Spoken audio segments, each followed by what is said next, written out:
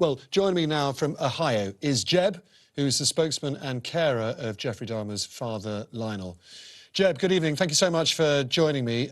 And look, we're only using your first name to protect you and Lionel's location. But let me ask you first, what has it been like for you and Lionel following the release of this series? It's been chaotic, to say the least.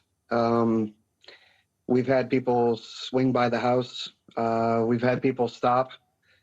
Phone calls, 15 to 25 a day. We've had emails, letters. It's been chaotic, to say the least. Now, Jeffrey's father, Lionel, is a man in his later years now, of course. How much did he know about this series before it was made? Did the producers make contact with him? As far as everything that I've seen, and I've been working for Lionel for about 4 years now, there's been zero correspondence with any of the series pertaining to Lionel. Zero correspondence? Zero. Right. They didn't tell you they were making it. There have been accusations, as we've just been reporting, that the series glamorizes Dahmer's appalling crimes. I'm wondering what Lionel thinks about whether it should be made at all. Lionel, for the most part, has already told the story. A lot of his feelings on Jeff and what happened, you can read in his book.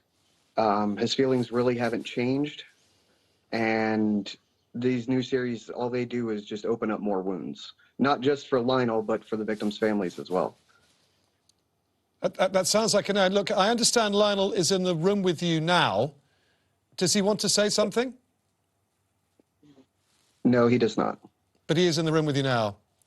Yes. And it is, just to be clear, his wish that this thing was never made because it just opens the family's wounds and presumably the wounds of all those 17 victims. Correct. Yeah. He has said a few times now that it's just over-dramatized and it shouldn't have been made. Has Lionel been concerned about his safety since this series was released? Very much so.